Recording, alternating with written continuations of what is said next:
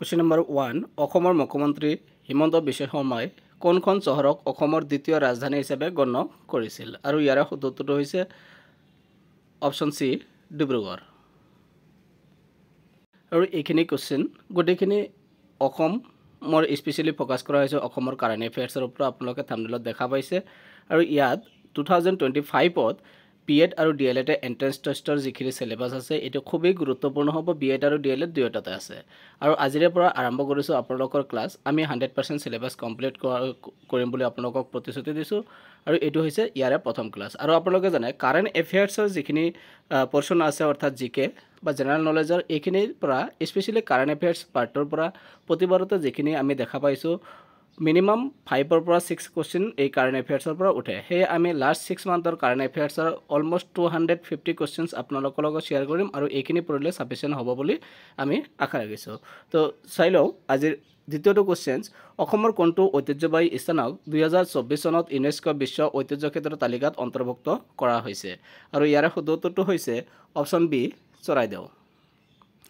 Next question number 3 অসমৰ কোনটো ধৰ্মক বডোলেণ্ড টেৰিটৰিয়েল ৰিজন বিটিআৰত আনুষ্ঠানিক ধৰ্ম মৰ্যাদা প্ৰদান কৰা হৈছে আৰু ইয়াৰ উত্তৰটো হৈছে অপচন সি বাথৌবাদ অৰ্থাৎ বাথৌজিম কোশ্চেন বিলাক খুবই ইম্পৰ্টেন্ট only last 6 month আপোনালোকে জানে আগৰ কাৰেন্ট এফেয়াৰ্স পঢ়ি কিন্তু লাভ নাই পৰীক্ষাৰ আগৰ পৰা নোটিফিকেশন পাবলিশ হোৱাৰ পৰা লাষ্ট 6 মান্থৰ কাৰেন্ট এফেয়াৰ্স পঢ়িলেই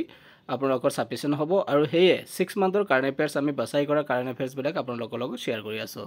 কোশ্চেন নম্বৰ 4 অসমৰ কোনটো জাতীয় উদ্যানত বনৰীয়া ঘৰৰ সংখ্যা হ্ৰাস পোৱাৰ বিষয়ে ৰাষ্ট্ৰীয় সেউজীয়া ন্যায়াধিকৰণে এনজিটি যেটো বলা কোৱা হয় চিন্তা প্ৰকাশ কৰিছে আৰু ইয়াৰ উত্তৰটো হৈছে option B Dibru Saikhowa Next question number 5 অসমৰ জলপথৰ উন্নয়নৰ বাবে কেন্দ্ৰীয় মন্ত্ৰী সৰ্বানন্দ সোণোৱালে কিমান কোটি টকাৰ বিনিয়োগৰ ঘোষণা কৰিছে আৰু ইয়াৰ উত্তৰটো হৈছে অপচন বি 4800 টকা ঘোষণা কৰিছে Question number 6 অসমৰ কোত অৱস্থিত জলপথ টাৰ্মিনেলৰ উদ্বোধন কৰা হৈছিল যেটো ভুটান আৰু বাংলাদেশৰ সৈতে বাণিজ্য বৃদ্ধি কৰিব আৰু ইয়াৰ উত্তৰটো হৈছে option B Jogighopa Next question number 7 অসমৰ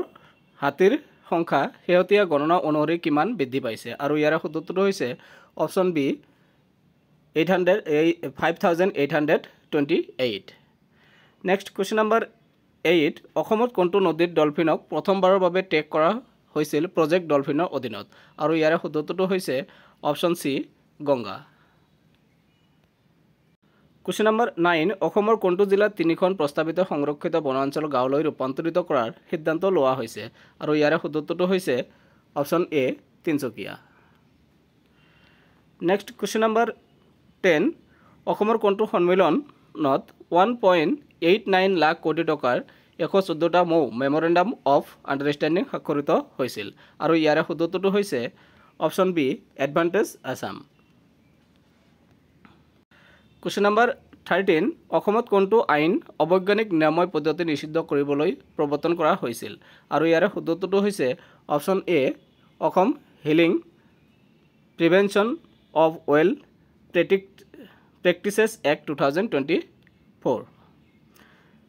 নেক্সট কোশ্চেন নম্বৰ 14 অসমৰ কোনটো জিলাত মেঘা উদ্যোগিক পাৰ্কৰ বাবে 569 বিঘা মাটিৰ অনুদান দিয়া হৈছিল আৰু ইয়াৰ উত্তৰটো হৈছে অপচন এ অৰ্থাৎ মৰিগাঁও নেক্সট কোশ্চেন নম্বৰ 15 অসমৰ কোনটো নীতিয়ে সৌৰ বতাহ জলবিদ্যুৎ আৰু হাইড্ৰজেন শক্তি প্ৰকল্প প্ৰসাৰিত কৰাৰ লক্ষ্য ৰাখিছে আৰু ইয়াৰ উত্তৰটো হৈছে option B Assam renewable energy policy 2024 next question number 16 Sorry, your answer to hobo option A Okhom Integrated Clean Energy Policy 2025 Question number 16 Okhomot kimanta jila পৰিষদৰ আসনত বিজেপি আৰু ইয়াৰ মিত্ৰ দল এজেপিয়ে জয়লাভ কৰিছিল অৰ্থাৎ পঞ্চায়তৰ কথা কোৱা হৈছে আৰু ইয়াৰ উত্তৰটো হৈছে option B 300 next question number 17 অসমৰ কোনটো স্থানত বিশ্বৰ সৰ্ববৃহৎ জুমৰ প্ৰদৰ্শনী প্ৰস্তুত কৰা হৈছিল আৰু ইয়াৰ উত্তৰটো হৈছে ইয়াৰ শুদ্ধটো হৈছে option B Dibrugarh. Next question number 18 অসমৰ কোনটো বিখ্যাত গায়িকাৰ 2024 চনত কৰ্কট ৰোগত মৃত্যু হৈছিল আৰু ইয়াৰ শুদ্ধটো হৈছে অপশ্যন এ অৰ্থাৎ গায়ত্ৰী হাজৰিকা। কুৱেশ্যন নম্বৰ 19 অসমৰ কোনটো পৰ্বতৰ ৰাজ্যিক প্ৰতীক হিচাপে হলং গছক নিৰ্বাচিত কৰা হৈছিল আৰু ইয়াৰ শুদ্ধটো হৈছে অপশ্যন এ ডিপ্টাৰকাৰ্পাছ মেক্ৰ'কাৰ্পাছ।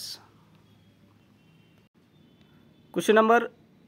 20 অসমৰ কোনটো ফুলক ৰাজ্যিক ফুল হিচাপে ঘোষণা কৰা হৈছিল আৰু ইয়াৰ শুদ্ধটো হৈছে অপশ্যন এ কপৌ ফুল। এইখিনি আছিল আজিৰ প্ৰথমটো ক্লাছ আৰু এনেকৈ প্ৰতিদিন দুটা ক্লাছ দিয়াৰ চেষ্টা কৰিম আপোনালোকক। যিমান সোনকালে পাৰোঁ আপোনালোকৰ গোটেইখিনি জিকে ৰিজনিং ইংলিছ যিমানখিনি সিলেবাস ওয়াইজ আপোনালোকক আগতে জনাইছো যিমানখিনি হয় আমি কমপ্লিট কৰাই দিয়াৰ চেষ্টা কৰিম। ভিডিওটো যদি ভাল লাগিছে আৰু এনেকুৱা কাৰেণ্ট এফেয়াৰ্স আৰু জিকে আৰু সোশ্যাল সায়েন্সৰ যিমানখিনি পাৰ্ট আছে সিলেবাসত গোটেইখিনি পোৱাৰ কাৰণে আমাৰ চেনেলটো সাবস্ক্ৰাইব কৰি আমাৰ লগতে থাকিব। ভিডিওটো সম্পূৰ্ণ চোৱাৰ কাৰণে ধন্যবাদ।